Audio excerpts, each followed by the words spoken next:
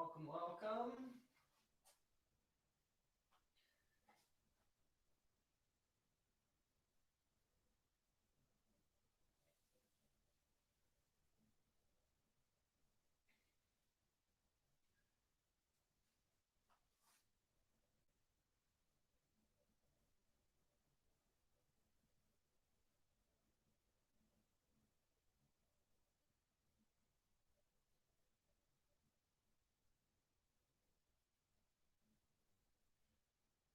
I'm just getting this over to the group here.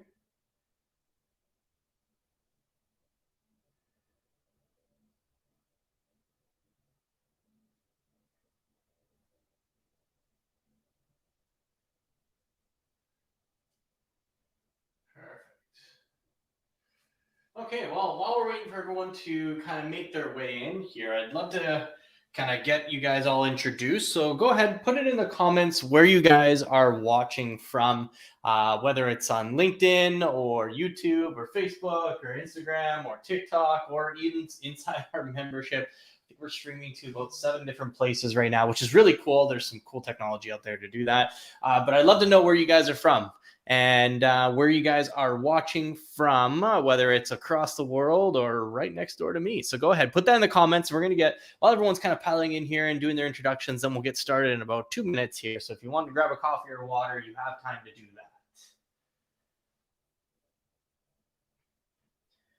that. Ghana, I love it. Riyadh, awesome. Saudi Arabia. South Carolina, Saudi Arabia, North Louisiana. Awesome. Let's see what's Instagram here. Colorado. Will this be posted after? It will be posted inside our membership as an interactive patient scenario, which typically I do overnight and have it ready for the next day, so tomorrow. South Africa, South Dakota, United Arab Emirates. Nice. I like it. Saudi Arabia. Must be perfect timing for you guys over there. All right. Cincinnati, Ottawa, Turkey, Spain. I love it. I love seeing people from overseas. I think it's so cool to get to the idea that this is something that wasn't possible 10 years ago to actually, deliver online education, stream it. And stream it all over the world to places like New Zealand or Saudi Arabia or India. Like it's pretty incredible to see. So I love being able to kind of see where everyone's from every time. I know I ask you every single time, and it's probably like, okay, just get on with it. But it is very cool for me. So I'm mostly doing it for that purpose. So thank you for joining me, Red Deer, Alberta. Nice. Hey, Jason, good to see you. So Jason, I recognize him immediately because I went to paramedic school with him almost over a decade ago now, I guess. Hey, yeah, so that's awesome. It's good to see you. Hopefully the kids are good. You also shoot me a message and we'll catch up. All right, so let's get into today's class. And so we're talking about, if you hadn't seen the case yet, we did a case on pediatric drowning. And so this case is going to be all about how to manage that patient. We are going to go through the case again. So if you did miss it this morning, that's no problem at all. So let's kind of break this case down. And before we kind of get deep into it, just a reminder that at Master Medics, we do 2 things. We mastered kind of the whole school thing and working with EMT and paramedic students. And so if you're struggling in school, you want to be that star student, you want to feel confident in school. That's something that we have done with thousands of students throughout the years. And so if you're interested in a Master Medic subscription to see videos like this and to see that the way that we teach and how to really get it to stick for students, then I highly recommend checking that out. Cut your study time in half and you can start for free. Next thing too is that if you guys are interested in continuing education like this, that is relevant, case-based, that's something that actually improves your practice. That's what we do here at Master Medics as well. And so if you're interested in that, you absolutely can get continuing education credits from us, including these types of cases, which we are filling our continuing education folders with. So pretty excited about that as well. All right, let's get into the important stuff.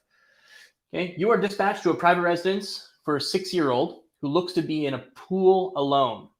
The neighbor saw him and called the police as it looked like he was struggling. Police arrived just before and pulled the patient out of the pool and handed him over to you. The patient is blue, limp, and not conscious. So this is your patient here. You can see the police jumping in, finding the patient in the pool, and handing over to you. You'll get another look at the presentation. So unconscious, blue, cold, and limp. Okay, we'll take another look at the vital signs in a sec. So I'm just going to keep passing through there. Okay, so in this particular patient, we have flaccid limbs. We have signs of cyanosis. They're blue. We have signs of hypoxia, meaning that they're blue, they're unconscious, they're altered. And then we have something that's going to happen during ventilation, which we're going to talk quite extensively about, which is foam and bubbles from the mouth during ventilation. And finally, we can see, especially in pediatrics, profound bradycardia as this hypoxia gets worse and worse and worse. So judging by what we are seeing here, we are seeing a patient that it looks like that they are profoundly hypoxic. And let's take a look at the vital signs as well in a sec, so that way we can kind of confirm our findings. So what's this patient's issue? Why are they profoundly hypoxic? Well, it's because of how much obstruction is in the way inside the alveoli. So what you're seeing here is just simply fluid filling these alveoli. And when you have fluid that's filling the alveoli, unfortunately, oxygen can't get through. It can't get to the alveoli. And so our goal is going to be to reduce the amount of fluid inside the alveoli using pressure of ventilation in order to move oxygen further into the alveoli, giving it some open surface area to work with in order to diffuse into the blood and oxygenate the red blood cells. So that is our goal in this particular patient. Okay, so let's take a good look at these vital signs. So we know what our patient presentation is. Now, these are our vital signs. We have a heart rate of 142, sinus tachycardia, blood pressure 76 on 47, and an SpO2 of 78. End-tidal CO2 failed, and we'll talk about that in a sec as well. So, judging by these vital signs, what are they telling us? Do they confirm our findings? What do you think? Throw it in the comments.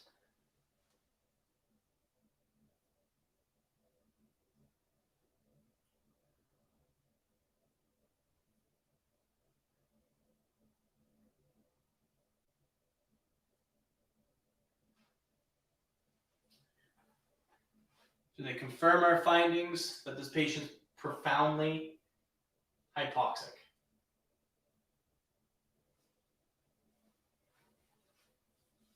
I would agree with you. Okay, so I believe that they are profoundly hypoxic, and the vital signs confirm that. Just judging by the patient presentation, they're blue, they're flaccid, they're altered level of consciousness, and they are not conscious.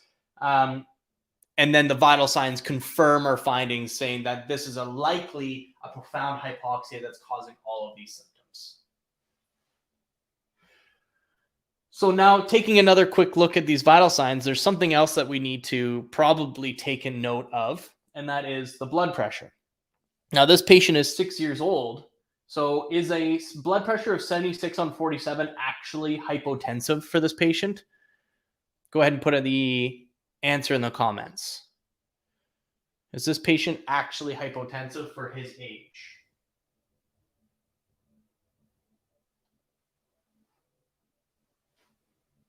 What do you think? Oh, I see a lot of yeses and I see a lot of no's. The answer is yes. This patient is hypotensive. How do we know that? Well, going back to our vital signs or our blood pressure, here's a quick little equation for you.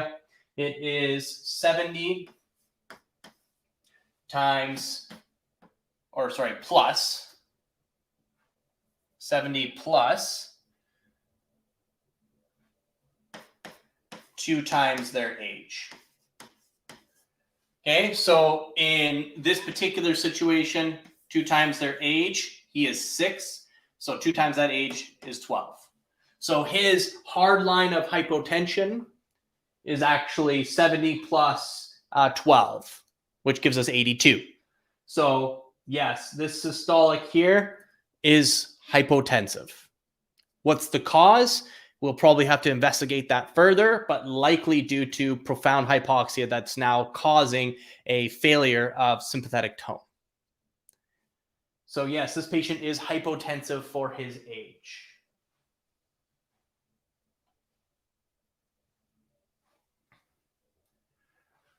Okay, so we have a patient, as we know, is profoundly hypoxic and hypotensive. We have the alveoli completely filled with fluid, so we have no oxygen exchange that's going to occur here. How do we correct that problem? How do we improve oxygenation in a drowning patient that we can't get, or they can't get oxygen into the alveoli? How can we fix this problem? Go ahead, put that in the comments. How can we fix this problem and get oxygen down on those alveoli?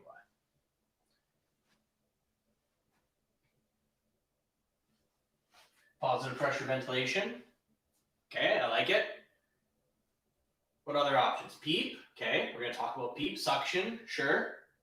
High flow oxygen.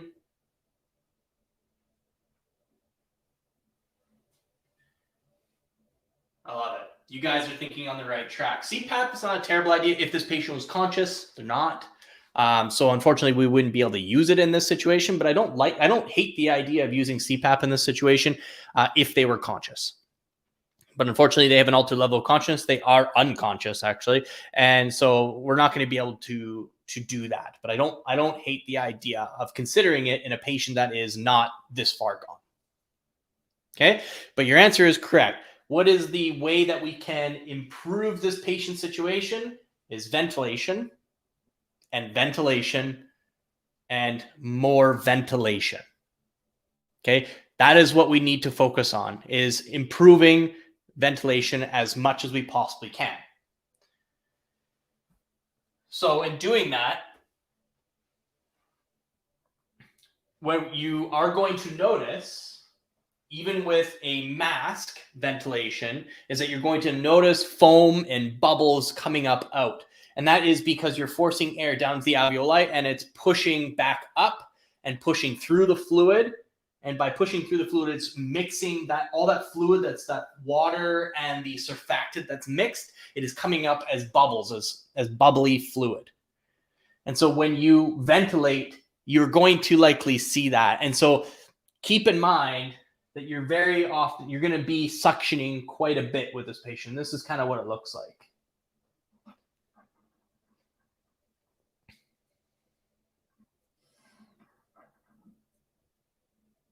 Okay, so a lot of fluid that has a lot of bubbles in it that needs to be suctioned, needs to be cleared. Okay, one thing that I want to mention, just going back to the mask, is that you'll notice that this is a two-handed technique, not a one-handed technique. One thing in drowning patients, what we require pressure in order to get that air that we're delivering past all that fluid and into the alveoli in order to force the fluid. Okay? In order to do this, we need to have a good seal, as good of a seal as we possibly can make. And the best way with a mask ventilation to create a good seal is to use two hands.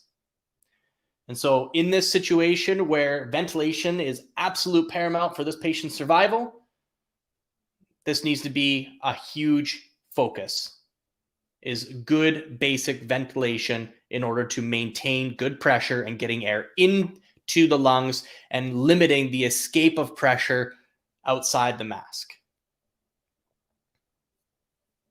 Okay. Another thing to take in consideration that happens when you have so much surfactant bubbles and fluid bubbles that you're seeing here is that if you have an end-tidal CO2 side stream on this patient, as soon as those bubbles reach the tubing, the sampling line, it's going to clog it, and you're going to lose, and you're going to fail your EtCO2. Your EtCO2 is going to be pretty much useless. So don't be surprised if you have to swap out your EtCO2 tubing and your monitor on a regular basis with these patients, because it doesn't take much for it to clog when these surfactant bubbles get in through that sampling line. So don't be surprised if that happens.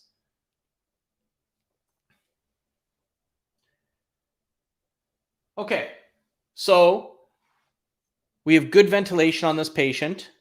Okay, we have a good seal with mass ventilation. We've used an OPA. We may be using 2 MPAs to try and maximize the amount of air entry.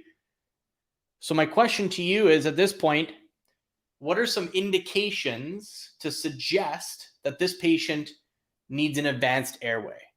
Go ahead, put that in the comments. What are some reasons that this patient would need an advanced airway? What are you looking for to tell you that?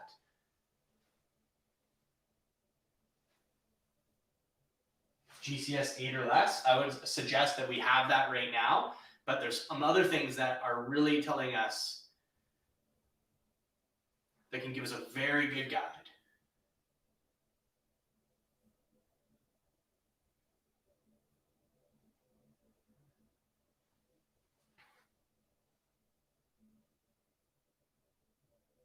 Cannot protect their own airway. I'd say that's pretty much there. Obstructed airways, respiratory failure, unable to maintain airway. Failure to maintain airway. I agree. So here's a very simple, straightforward answer to this. Is that when you are ventilating your patient,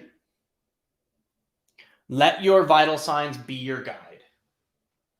Okay? So you are using two-handed mask technique. You are using an OPA and maybe double NPAs in this patient. So what you want to be doing in this situation, if you can use your EtCO2, great, to determine if you are getting good airflow and ventilation. But a lot of time, your best indicator is going to be how your SpO2 is doing. If you're using all these strong basic techniques and everything is going well, you're maybe even using a PEEP valve, which we're going to talk about as well in a sec. Maybe you're doing all these things and you continue to reevaluate your SpO2 and it's still high 70s, low 80s, and continuing to get worse or not improving. This would suggest that what we're doing right now is not enough in order to displace enough fluid in order to oxygenate the alveoli. So your best indicator that you need to introduce an advanced airway in this patient is looking to see if your patient is improving. If they continue to deteriorate, we need to advance the airway. Okay, that is how you determine whether you need to move forward or not.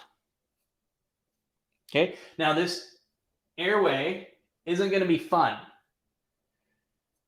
Okay, it's going to be a difficult intubation. It's going to require a lot of work. Now, my question to you is, should we just go for an SGA as opposed to intubating this patient?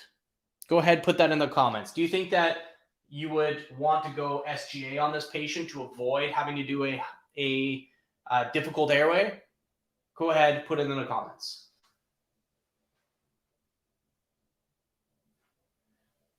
So some people are saying it won't help. Can you elaborate? I'd love to know your thoughts on it.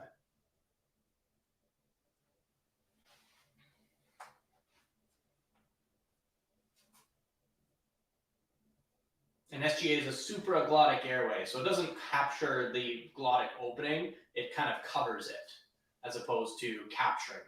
That's what an SGA does. There's a picture shortly that will show it.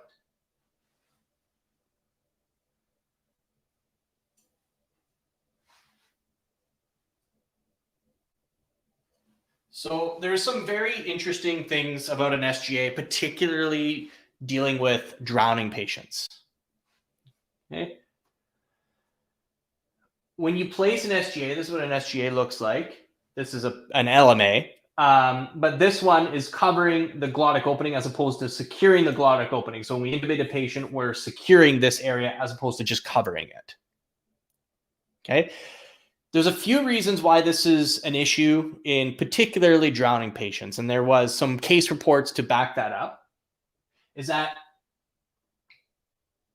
typically we are ventilating, when we're ventilating a patient, we're trying to introduce a limit of how much pressure we put into the lungs. And so this gets a little bit advanced, but the amount of pressure that we typically want to have the lungs under during peak inspiration. So when I squeeze the BVM, when I've delivered that full breath, there's a point of pressure that I've delivered. And we try and keep that pressure point under 30. So that's typically what we're trying to do. In a drowning patient, when we're trying to maintain air to get underneath that fluid and force it out, we typically need higher peak pressures, about 10 points higher, around 40. And so there was a case report that came out, mind you, in 2011, that suggested that they've reported failures of SGAs, particularly the iGel and the Aurora ones from Ambu, that failed in this particular drowning situation. And the reason being is that when they tried to increase pressure in order to try and get some of that fluid out, they noticed that there was inadequate ventilation from the iGel and the Aurora ones, as well as escape of air into the stomach and developing air pressure in there. So if you choose to use an iGel or any type of SGA, mind you, this is 15 years old, almost 15 years old. So obviously SGAs have improved since then, but it's important to know that there is a possibility of failure. So if you choose to go with a supraglottic airway in this particular situation, I would be very diligent in paying attention to if it's working. And the best way, again, to identify if it's working is seeing if your semi-capture of the airway is improving your oxygenation status. That should be your gold standard of seeing if anything is working and improving your ventilation status. And so if it is not, and your end-tidal CO2 is suggesting the same, then you probably need to look at pulling the SGA and introducing a ET tube to secure the airway truly. So that way we can deliver proper pressure for this patient. Okay, so I'm not saying don't do it. I'm just saying use it with caution and reevaluate on a regular basis to confirm that it's actually working, because there is precedent of failure.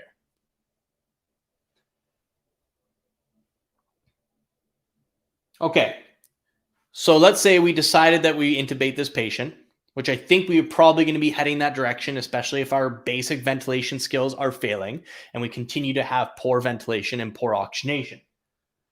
So here's some things that are important for this particular scenario where it's a pediatric. One, we're going to likely need suction. We're almost certainly going to need suction prior to intubation in order to clear the airway so we can actually see what we're doing. Second thing, a correctly sized ET tube is going to be important. A correctly sized laryngoscope is going to be important so we get a proper view. And I would highly, highly recommend a bougie.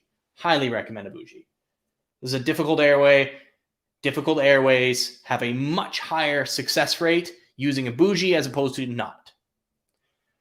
So how do we know which ET tube we need to use? Well, he's 6 years old. So there's a Dirichlet's formula that we can use. That is age divided by 4 plus 3.5. There are tables you can memorize. I find this easier to quickly do it on your phone. And in this particular case, we have 6 divided by 4. His age divided by 4 is 1.5. 1.5 plus 3.5 equals 5. So that is the size of tube that would be a proper fit for this 6-year-old. Okay. Next thing is your blade. Now, Typically, a Miller blade is recommended to pediatrics that are up to about 2 years old. And then after that, it starts kind of getting more towards your Mac blade, your Macintosh blade, which is the more common one that you see that's curved. In this particular patient, he's 6 years old, and the charts that I've seen between 6 and 12 years old, typically they recommend anything from a 2 to a 3. Because he's on the lower end of that chart, I think a 2 would be the most appropriate, but knowing that you may need to swap out that blade as well as the tube in case something occurs here. So in these particular situations, when I'm setting up, what I'd be grabbing, according to these charts and these formulas, is a 5 ET tube and a 2 blade. And I'm preloading that tube with a bougie.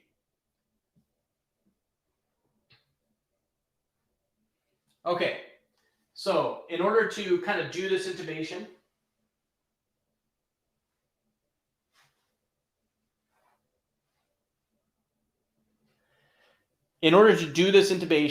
what we need to do is that we need to try and get a clear view.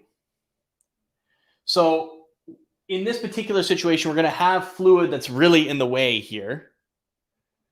And so what we need to do is that we need to, first off, tip the head in order to draw fluid down first. And then what we're going to do is that we're going to introduce our suction. If you have a Ducantu catheter, great, use it, because it's designed for these types of airways.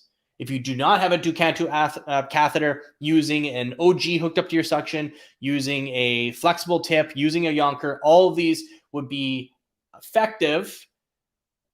But if you have a Ducantu, use it. Suction down the airway as much as you can, particularly the glottic opening, like so.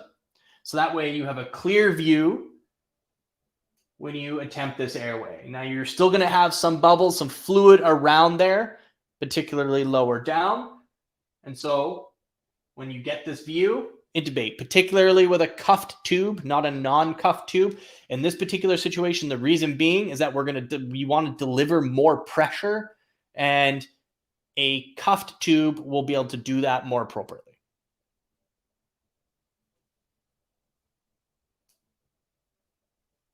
Okay, so we've intubated this patient.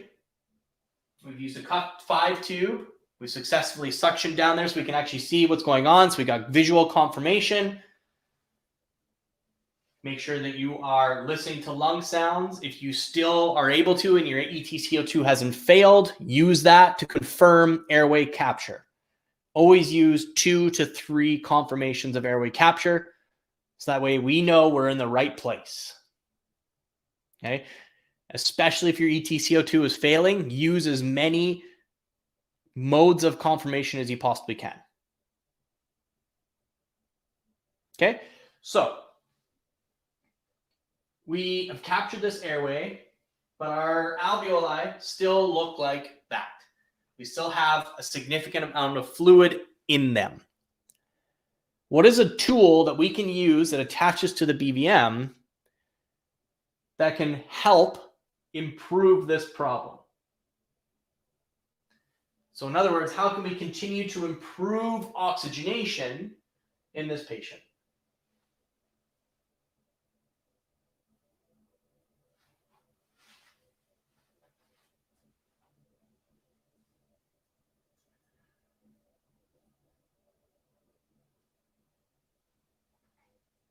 I love it. You guys are on the right track. The best way that we can improve oxygenation, now that we have a captured airway, we're introducing good ventilations, we know that we're moving that air into the lungs, is that we want to introduce PEEP. And so typically with a BVM, with a PEEP valve, you typically would start at 5 centimeters of water on your PEEP. I would be surprised if you ended at 5 centimeters of water of PEEP. Because we can increase the PEEP in order to do a few things, one of them being expanding the alveoli. And by expanding the alveoli, we're creating more surface area that oxygen can use in order to diffuse into the blood. So that's what PEEP does. And for those of you who are unfamiliar with PEEP, what PEEP essentially is is that it's going to create pressure at the end of expiration. Without a PEEP valve, what happens after you've bagged them with a BVM and you've relaxed, you're in that relaxation phase of the ventilation, that exhalation phase. What happens without pressure inside the alveoli is that they are at risk for collapsing, causing a telecastus, and very difficult to open those airways again. So PEEP basically keeps the alveoli from collapsing, holds them open with pressure.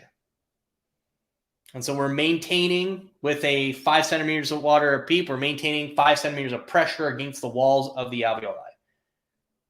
And in order to improve oxygenation, we can increase the PEEP in order to maintain more pressure against the alveoli that stretches them out during the exhalation phase. So that way we don't have to work so hard to introduce air again.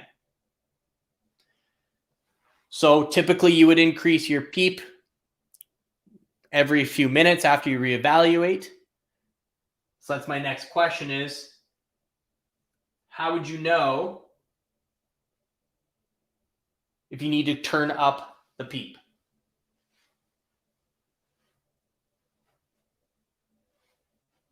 How would you know if you need to turn up the PEEP?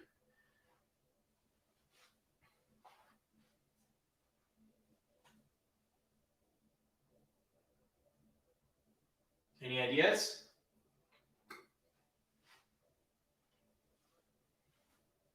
Robert's got it. The best way to know if you need more PEEP is to check your oxygenation status. By now, we should see that the oxygenation status is starting to improve now that we've captured the airway. We've cleared some of that fluid with suction, with ventilation. We're on the right path. You likely will see the blood pressure start to improve as the SpO2 starts to improve, maybe even the heart rate coming down. So we're in a good spot. We're a better spot, I should say. So the best way to determine if we need to increase the PEEP is to monitor the SpO2. So when you hook up a PEEP valve and you see, okay, SpO2 is at 82%. Not awesome. Not terrible either, considering where we started. Now, reevaluate that. We know that our baseline of 5 centimeters of water at PEEP is at 82%. We can increase to 7.5, reevaluate in 3 minutes. If we see that it's 84, 85%, okay, we're in the right direction. We're moving. Let's try 10. You see that the SpO2 is now rising into the high 80s, and it continues to rise. That is how you determine whether you need more PEEP or not, is to watch your SpO2, watch your oxygenation status in order to determine what we need to do. Okay, so that's how you use PEEP in order to guide oxygenation status, or using oxygenation status in order to determine how much PEEP you need.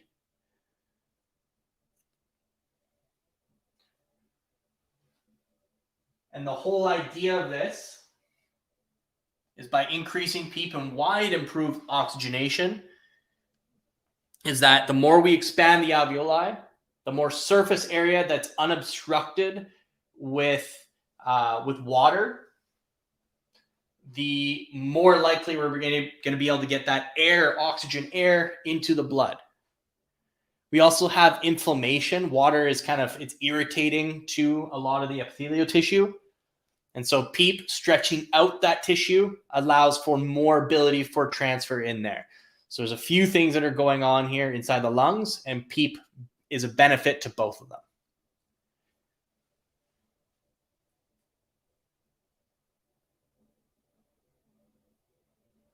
Any questions with anything that we've covered with this patient? Go ahead and put them in the comments.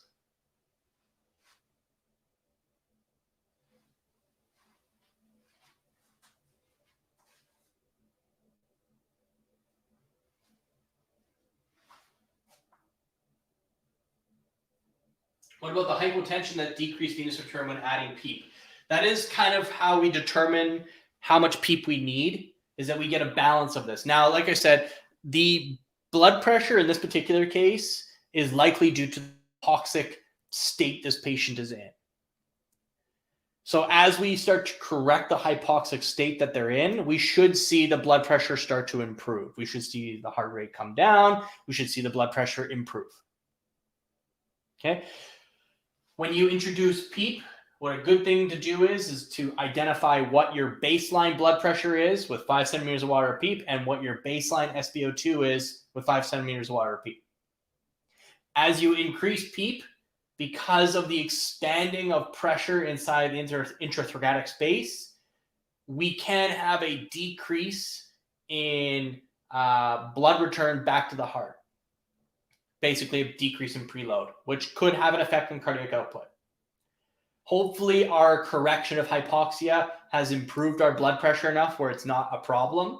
But that's why you want to make sure you're running blood pressures every time you increase your PEEP to confirm that we're not having a negative effect on the blood pressure, or at least a profoundly negative effect on the blood pressure without a increase of PEEP. So if I, for example, was increasing my PEEP from 7.5 to 10, and let's say my blood pressure at 7.5 was, I don't know, 90 systolic. Then I increased to 10. And so let's say at 7.5, my SpO2 was 98. And I increased my SpO2 or my PEEP to 10. And then I reevaluate and my blood pressure is now gone to 80 or 78 again. And my SpO2 is only increased to 90. Well, there's not much difference between 90 and 89, but there's a profound difference between 90 and 78 systolic blood pressure. So my benefit of increasing PEEP doesn't outweigh my risk. And so that would tell me that I should decrease my PEEP to maintain a better blood pressure or start a norepinephrine. So that way I can have the best of both worlds. So that's how I guide my PEEP. Would an OG tube be beneficial for this patient? If you have the ability to use an OG tube, totally would be beneficial for this patient. Is the PEEP same as CPAP? No. PEEP is all about positive end expiratory pressure. So what PEEP is doing, what PEEP is doing at expiration, PEEP is maintaining pressure against the walls of alveoli. CPAP will improve PEEP, but it also improves pressure during inspiration because it's continuous. It doesn't just maintain PEEP, it also maintains inspiration pressures. So CPAP and PEEP are two different things. CPAP is a tool, which is a continuous pressure. PEEP is a thing inside the lungs. Hopefully that makes sense. Would it be beneficial to have a critical care medic with a ventilator? 100%. Absolutely. Ventilating this patient with a ventilator, I've done it before with quite a few drowning patients, actually. These patients are tricky and they require tweaking of the vent quite a bit. And so if you have a critical care medic that understands their vent very well, then they would be a huge benefit for this patient, for sure.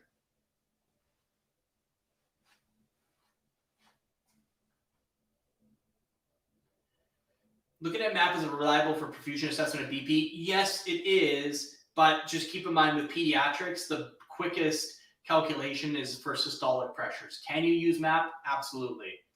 In pediatrics, typically we use a systolic as our baseline. But if this was an adult, I would be using my MAP, yes.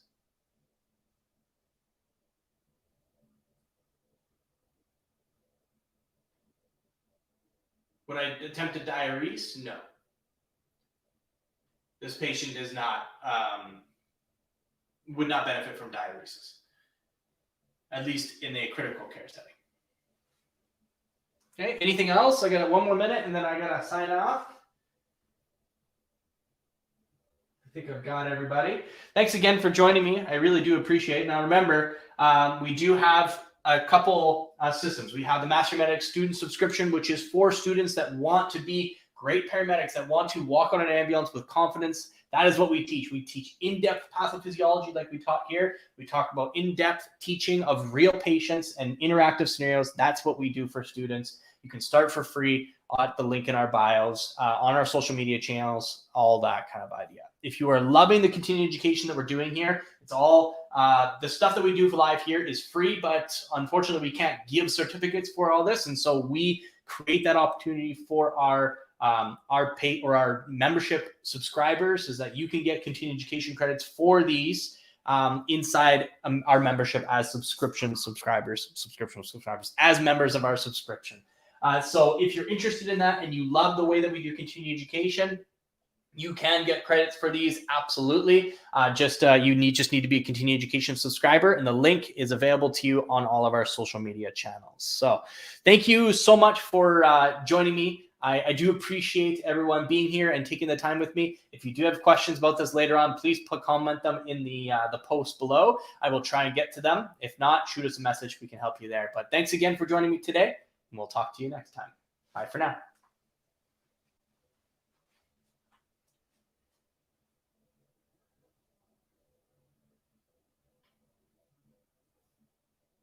Oh, that's awesome. Congrats on passing your COPR. That's so fantastic. Thank you so much for letting us know.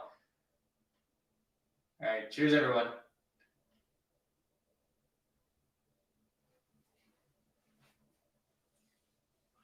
We do post them inside our subscription. So make sure that you, so that would be the best place to get it, because we do that all interactive for you. So if you didn't get the chance to see the whole video, that's where it will be, is in our subscription for Mastery Medics.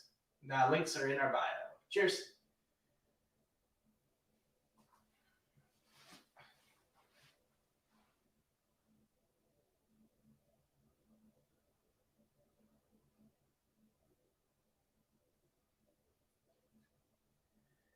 I did miss a comment.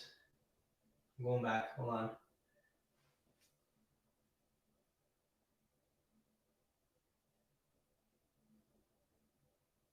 Oh, what about positioning patient in declined head position to allow gravity to potentially help the water run out of the lungs, Kev? I found your question. As far as the answer to that question, the reality is that there wasn't a lot of evidence to suggest it. And really what's happening in these situations is that there's a lot of shunt of lung shunt and pulmonary shunt that's occurring, and that actually will trap water in there. And so, yeah, you might get some draining of fluid, but I haven't seen a lot of evidence to suggest that this is like a common practice to do that. But I could be wrong. I tried to look around for it because it was something that came into my head, but I didn't see anything that really was concrete to say, yes, we should invert these patients in order to drain fluid.